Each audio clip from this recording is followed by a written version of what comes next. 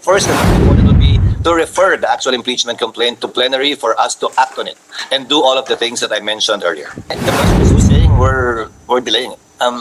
The House, the complainants, those that filed it, sat on 3 impeachment complaints for more than 2 months. In fact, the Secretary General of the House did not even transfer to the office of the Speaker a few meters away. One of them, just one of the 3 impeachment complaints that have been pending before the House.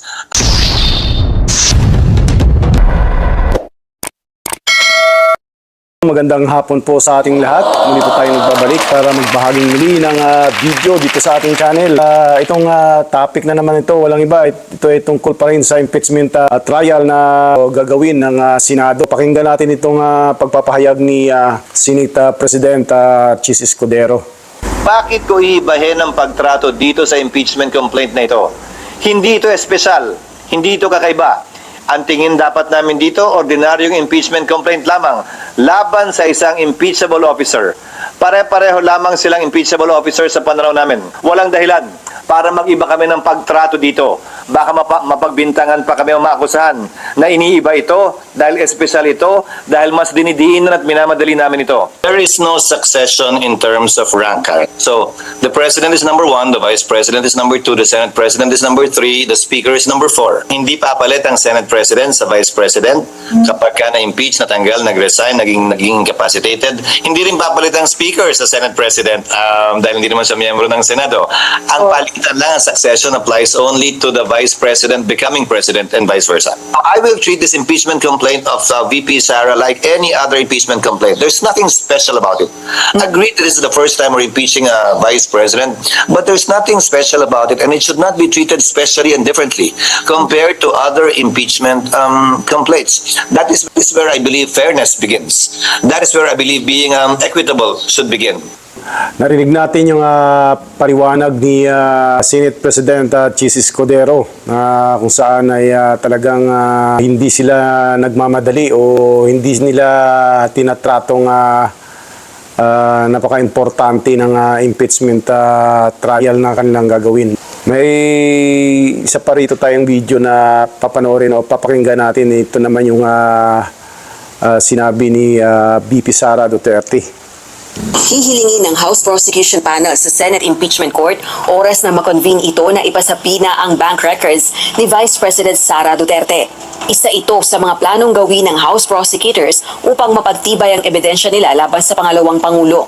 Kabilang sa Articles of Impeachment na iniendorso ng Kamara laban kay VP Duterte ang umano'y matinding paglabag sa saligang batas at pagsira sa tiwala ng publiko dahil sa umano'y questionableng yaman nito at pagpalyang i-disclose ang lahat ng ari-arian sa pamamagitan ng kanyang Statement of Assets, Liabilities and Net Worth o SALN. I-request po namin sa impeachment court dahil ang pwede pong magsabpina ay yung impeachment court. So mag-a-apply po kami sa impeachment court na ito ay masabpina para lamang po ito sa mas tumibay pa yung mga ebidensya po natin. Ito ay dun sa SALN, sa issue po ng SALN. Inisyal nang nakapag-usap ang House Prosecution Panel noong nakalipas na linggo at magkakaroon din ng mga regular na pagpupulong. Tiwala ang mga kongresista, malakas ang kanilang ebidensya, lalo na sa ilang articles of impeachment, kaya mako-convict si VP Duterte. Based po dun sa mga nailatag po namin sa committee hearing, based din po sa mga napanood ng mga tao doon po sa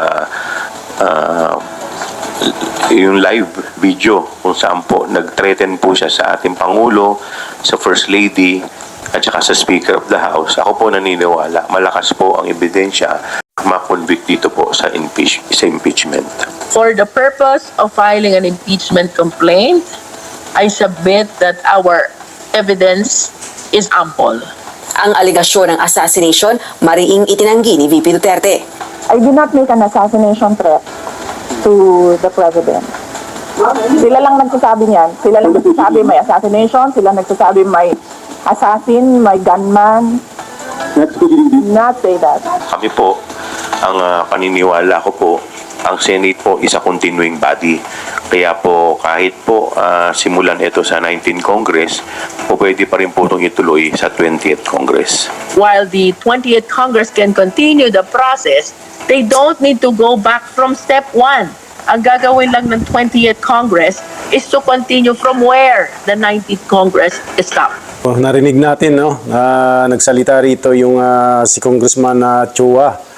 At base na rin sa kanilang sinasabi nga rito yung pag-treat ng Vice President kay Pangulong Marcos at kay First Lady, maging sa House of Speaker Romualdez. So, ang basehan lamang nila ay yung video na yun kung saan nagsalita si BP Sara. Kung ako po ang titingnan ko po yung mga sinabi doon ni BP Sara, hindi naman po tayo abogado, pero yun ay mangyayari kapag may nangyari na kay BP Sara. Yun ang sinabi niya doon.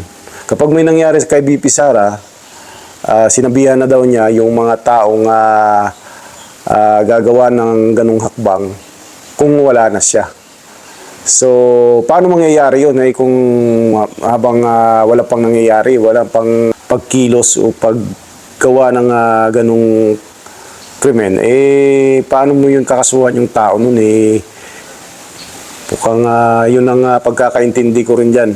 Itong video pala na to ay isang interview ito ni Karen Davila kay Senate President Chis Escudero. So sundan natin at pakinggan natin itong video na ito. Vice President Sara Duterte downplaying her impeachment by the House of Representatives.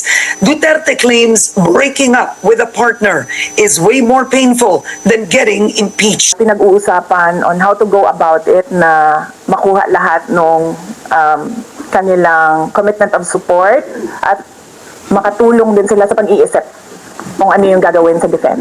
Ayo doon, ma'am, masyado pang malayo yung mga ganyan na mga bagay. Now joining us on Hot Copy, we have with us, honored to have back on Head Start, Senate President Chis Escudero. Senate President Escudero, good morning to you, sir. There you go. Karen, good morning to all of our televiewers. A pleasant morning as well. All right, so let's start with the basic questions. In a press conference, you said the earliest Senate action on the impeachment could come on June 2 after the elections and when the majority of the Senate has decided whether to amend or what to include in the rules of impeachment. So let's start first with bakit, sir, June 2? Kasi Karen, hindi na aksyonan ng plenaryo yung mga bagay na kailangan naming aksyonan. The plenary was not able to act on certain things that are required before we can convene as an impeachment court during recess. Among them would be to amend and adopt the rules. Number 2 would be to convene the impeachment court. Number 3 would be to subscribe to being impeachment judges or do the oath taking to be impeachment judges. And first and most important would be to refer the actual impeachment complaint to plenary for us to act on it and do all of the things that I mentioned earlier. Okay, because it's important that the public knows that the Senate is not delaying it. You have a lot of were critical, no? So the day that the Senate adjourned, Congress adjourned, it was brought up to the Senate. She was impeached in the lower house. When it was brought up to the Senate, could the Senate have tackled the documents, the impeachment, the day of adjournment? Well, they arrived at the Senate at 4:30 p.m., Karen. We adjourned at 6:59 because we were adjourning at around 11 p.m. days before that because we were trying to rush certain things. But that's not the question, Karen. The question is who's saying we're delaying it? The House, the complainants, those that filed it. Kaya't sinasabi ito ni Chis Escudero kasi nga marami kasing naglabas ng issue na delaying tactics daw itong ginagawa ng Senate. Kaya ito, nagre-react ngayon to si Senate President Chis Escudero. So, may point naman siya eh. Siyempre, iba naman ang ginawa ng House kaysa sa kanila eh. Sat on 3 impeachment complaints for more than 2 months. In fact, the Secretary General of the House did not even transfer to the office of the Speaker a few meters away. Just one of the 3 impeachment complaints that have been pending before the House for over 2 months. So why all of a sudden expect us to act within a few hours when the complainants themselves, the members of Congress themselves, didn't seem to be in too much of a rush doing this for the 2 previous months since last year? Okay, now if June 2 is the earliest Senate action, will that mean, SP, that the senators of the 19th Congress will still be tackling the impeachment, or you have a new set of senators who will be handling it? It is possible, Karen. As Senate President, I am the presiding officer, but all of these things will be decided upon by the impeachment court, voting by a simple majority. These things will be brought before them via the proposed amended rules, which the Senate and our legal team and consultants have been studying and drafting, and it would depend on what the majority would agree upon. For example, the majority can say, no, we can just require the Vice President to answer, the complainants to submit their reply, and vice versa, the rejoinders, ad cautela pleadings, and then the trial will commence once the 20th Congress resumes. Or the 19th Congress can also decide that we can authorize receipt of evidence by commissioners, meaning to say the 12 remaining senators can actually receive the evidence during the recess, so that once the 20th Congress resumes, then we can proceed to the actual trial, whereby it will be more convenient and facilitated compared to when we will be starting just from the beginning on July. Yeah, because this coming May is the upcoming elections. So if it's the earliest action is June 2, Yes. is it right to say that those who have lost the elections, kasi June 2, nakaupo pa rin ba Yes. mga natalo? Nakaupo pa yun, no? Yes, until June 30, Karen. Oo. So, okay, so does that mean that those who have lost, they will no longer have an opinion or a say with what to do with the impeachment? Meron pa rin, Karen, because there's still an incumbent from June 2 and for the next 2 weeks, because we will have 6 session days. They still have to fulfill their mandate, whether they lost or won in the last elections, until June 30. So, senador pa rin sila, may trabaho pa rin silang dapat gawin at gampanan. Sana pumasok pa rin sila anuman ang resulta ng halalan.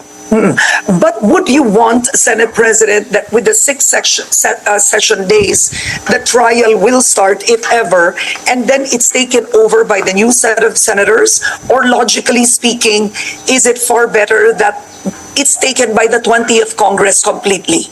I don't have an opinion on that, Karen. Either way, I would be more than willing to perform my job as a presiding officer under either the 19th Congress or in the beginning of the 20th Congress, because unlike previous Senate presidents, Karen, my term will not expire on June 30. That means I will continue to serve as such until my replacement shall have been, if I will be replaced, until my replacement shall have been elected. So, tuloy-tuloy lamang yun beyond June 30. Kung sakasakaling i-authorize ako na mag-pre-trial, kung sakasakalian ng rules, then I will continue to do that during the recess before we resume.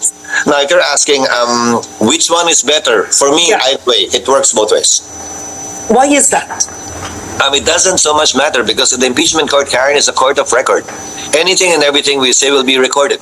Since there are videos already, everything is digital, even the new senators can actually view the proceedings, watch the proceedings, aside from reading the record of the proceedings. So they can be well positioned to judge and decide based on what they have seen, what they have read, what they have heard of the official records. But if ever this would be a first in that sense, is that correct, SP? Because during the impeachment trial of former President Joseph Estrada, for example, walang in-between ng pagbabago ng Kongreso. This would be a first, Karen. That is correct. Now, I hold the position, Karen, that it will continue to the 20th Congress. This is not a bill. This is not a resolution. This is not in the performance of our legislative function whereby laws not passed will automatically be archived and you need to file it and begin with the debates all over again. First, second, and third reading. This is the Senate acting as an impeachment court. This is in a class of its own. So it's generic, so as lawyers would refer to it. And I will draw an analogy, Karen. The Senate as an impeachment court is a collegial court. Very much like the Supreme Court, the Court of Appeals, the Sandigan Bayan, even COMELEC, for example, civil service. My question is, again, by analogy, if a Supreme Court Justice, Court of Appeals, or Sandigan Bayan Justice retires, or resigns, or is promoted, lahat ba ng kasong pending sa kanyang korte dismissed? Do they have to start all over again? Simply because a few of the magistrates changed. Number two, let's be more specific. What about a regional trial court case? There's only one judge that actually heard the case, but it is still a court of record. If that judge resigns or is promoted or retires, will the case be automatically dismissed and everyone with the case before that court have to file all over again? No. At some point in time, Karen, it is good policy to put an end to cases that are pending or filed, one way or the other. And that is the position that I hold, and the majority of my colleagues actually hold in this regard. Alangan naman ang gusto nilang gawin, hindi tatawid, late na nila final, bago kami mag-adjourn sa June, 2, 3, 4, 5, 6, 7, 8, 9, 10, 12. Dismiss to kahit hindi pa tapos. Finish or not finish, dismiss na lang.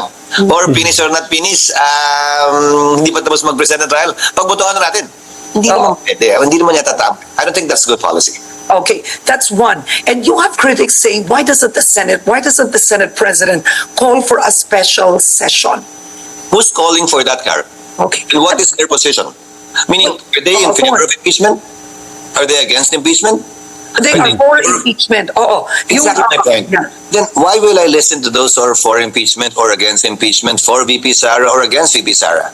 As an impeachment court, we will follow the law, not what those who are pro or anti say or claim.